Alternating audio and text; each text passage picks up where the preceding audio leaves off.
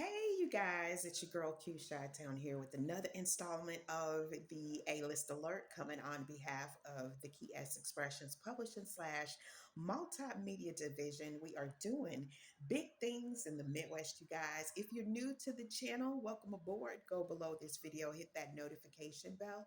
That way you know when I do new uploads. If you're a returning viewer, thank you so much. You're part of the 239,000K views, both in the US as well as overseas, you guys.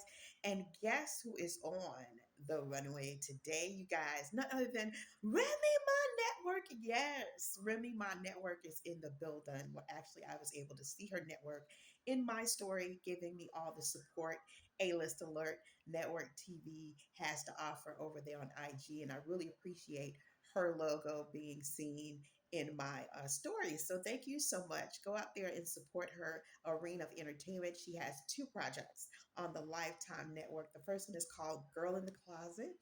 And then also uh, Don't Trust the Girl Upstairs. Yes. So go out there and support her arena of entertainment. She also has a new joint with French Montana called Ever Since You Left. I've been playing that track all over my social media accounts. So go out there and support her arena of entertainment, you guys. Also, I want to say what's up to Big Marco. He made a major announcement that he's going to be featured on the BET platform at the show performing his projects as well. So go out there and support his arena of entertainment, you guys. Now for shock value. Armon Wiggins. Yes, we have to talk about the Kai Sinet and Armon Wiggins situation and Typhoon. Okay, so if you don't know who Armon Wiggins is, you must be living under a rock. He is a YouTuber who really and truly has made a name for himself doing blogs and talking about the Hollywood and hip hop industry. He has had people such as Cardi B, Tasha K, as well as Jason Lee, all on his platform as well. And he decided that he wanted to throw his hat in the ring with Kai Cenat. Now, those of you that don't know who Kai Cenat is, he's a successful streamer who has done feats when it comes to social media and putting his stamp of approval on the world of media, state by state, worldwide. He has made major strides in his career as far as being a streamer. And so he has the AMP group who he was able to form and really establish uh, his signature touch on the world of media. And also now he has decided to do fashion designing, but he also decided to do a streamer university. And that's where he takes potential streamers and take them into a school setting and teach them the odds and ends of marketing, promotion, virtual success when it comes to streaming, the streaming world. Now, Armand decided to throw his hat in the ring and he got rejected. Who knew? He got rejected. I actually sat down and watched his response to the rejection. He did show a clip of the video as well, and then he came back with his responses. One of the things that he stressed was the fact, and this is something that Kai Cenat told him, was that his age was an issue. And I don't think Armand took the criticism very well. He didn't. He spent a lot of his time in his video saying, hey, look, you're this age, you're 38 years old. That should not stop you from reaching your goals and your dreams.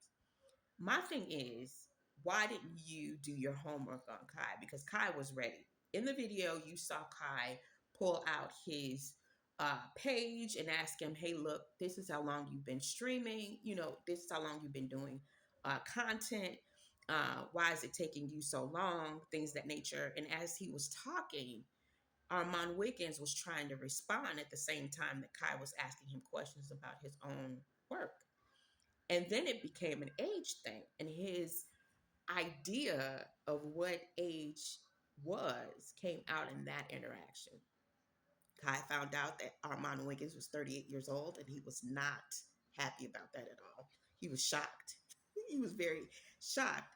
And so, unfortunately, he was declined the acceptance into the university.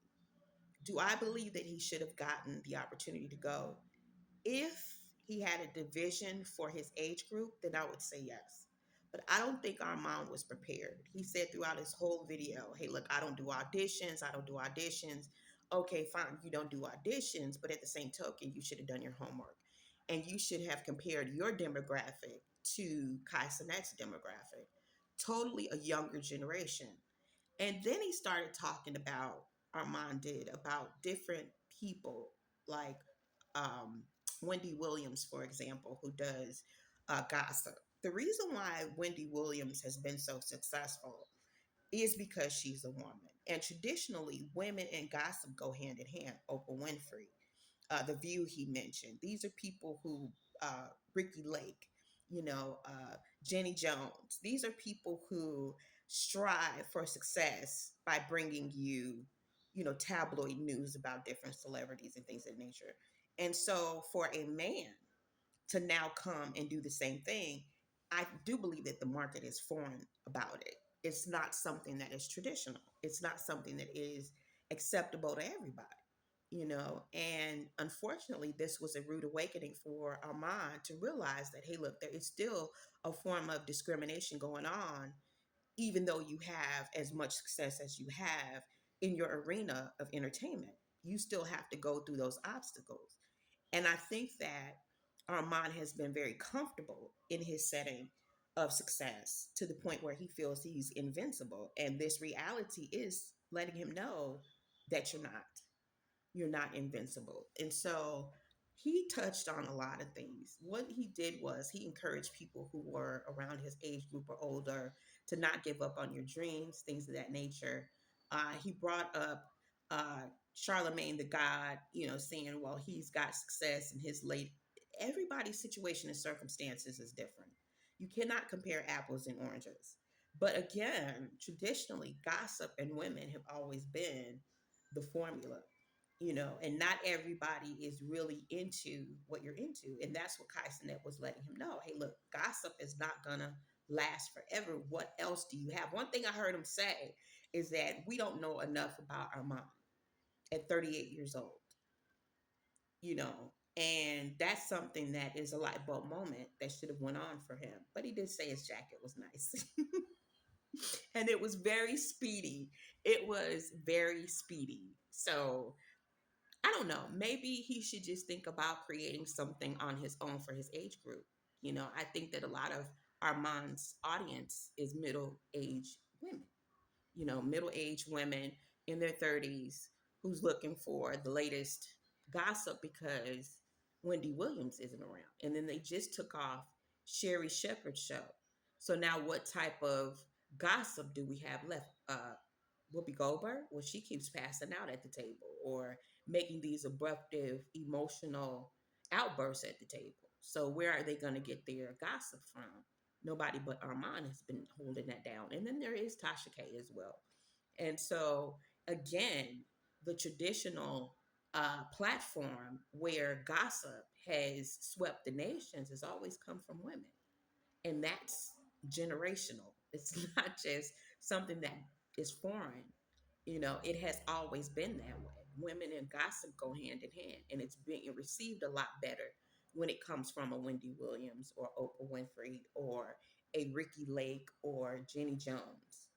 These are the women who handled the gossip in media for decades and made a mint off of that. And now you have a man that's doing that on YouTube. So it is different, and not everybody is going to accept you for who you are. And then, of course, he mentioned his sexual orientation. But overall, I think that Kai did a wonderful job by giving him constructive criticism. And Armand should have did his homework, and he didn't. He was not prepared at all. He was not prepared for the Shark Tank, and the Shark Tank is being ran by a younger generation. And you can't just go in there off the merit of, I have Jason Leon speed dial. It's not going to work, especially when you have someone like Kai Cenat who did not have that type of connection, that started from ground zero and worked his butt off, behind off, to make something monumental.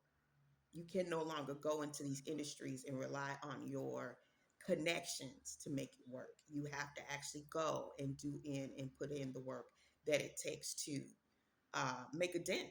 He's saying that, our mom brought up the fact that Kit wanted to do a deal with him. He should have took it. He should have took that deal, because then when he took that deal, that would have gave him a footprint before the Streamer University project came around. He should have done that, because then at least Kai Cenat would have had a reference point of his work if he would have done Kit first. He should have accepted the deal and then tried his best through his efforts to get that demographic to come over to his platform. And that would have meant he would have had to start at ground zero and tried to, like he said, he wasn't clear about, he even admitted it. He was not clear about how to transition to a whole new demographic. Well, you have to study, you have to do your homework. You can't rely on gossip to get you, it'll get you in the door, but it won't get you Streamer University. So tell me what you guys think about everything in the comments. Do you believe that Kai Cenat was correct in declining Armon Wiggins? Let's talk about it. Don't forget to like, share, and subscribe on everything that you guys are doing, that we're doing today here on the website, A-List Alert Network TV. You guys go out there and support everybody's arena of entertainment. I enjoyed this very much so. Oh, allow me to say Usher and Chris Brown are actually on tour. So catch them. I know that they are supposed to do Chicago, August 21st and 22nd, two shows. And I just cannot wait to see the outcome of all of that, because it is wonderful. It is a privilege and an honor to see the evolving of Chris Brown. Some people didn't like the project, but here's my take on it again. I talked about it before. He did a deluxe project, and the deluxe project is his typical, commercial features and things of that nature. He has Doja Cat on one of his features. I really want to talk about in a moment. For a moment, I love that song. For a moment, the video really reminds me of Thriller, because it talks about in that particular moment what's going on. And then if you look at the visuals of that video, he has the white face on, the paint, the clown face, and then he has everybody else matching him. It's the same way as Thriller. Thriller had the opening where it was a couple going to the movies and things of that nature. I really equate that particular project with Thriller. I really do. I think that it was wonderful. It's entertaining. It's exciting to hear him again come up with ideas and dance routines in the video that is just monumental. And I know that they're going to have fun. Usher and Chris Brown on tour. I hope you guys get the opportunity to see it and listen to his music. It's dynamic. I do believe that he should have gotten, with all his hard work ethics that he has presented to the world, he should have been given the MTV Vanguard, MJ Vanguard Award and not Nicki Minaj at all. And I wish there was a way that he could have been given that honor, because he has really shown growth. He's shown his versatility as an artist, and he deserves that recognition on so many levels. So go out there, let me know in the comments as well, you guys. What are some of your greatest uh, Chris Brown songs? Does he have to run it at almost 40? No, he does not. He's a dad, and his music shows his maturity. He's in love, and he's always been a commercial artist. So him giving that is nothing new under the sun at all. So go out there and support his arena of entertainment, you guys. And remember, ladies, if you are a part of the Curve Nation, are we little girls? Hell no. So do we tap on doors? Hell no. If you are a part of the Curve Nation, ladies, remember to kick that bitch off the hinges. Love you guys. Take care. Bye.